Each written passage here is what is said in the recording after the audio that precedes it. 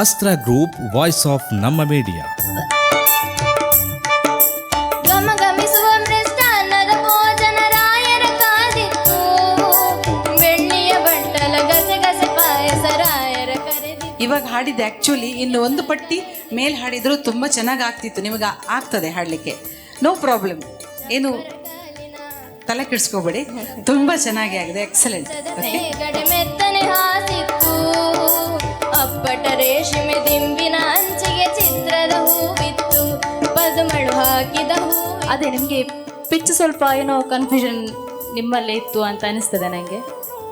ಮತ್ತೆಂತ ಪ್ರಾಬ್ಲಮ್ ಇದಿಲ್ಲ, ತುಂಬ ಚೆನ್ನಾಗಿ ಆಡಿದೆ.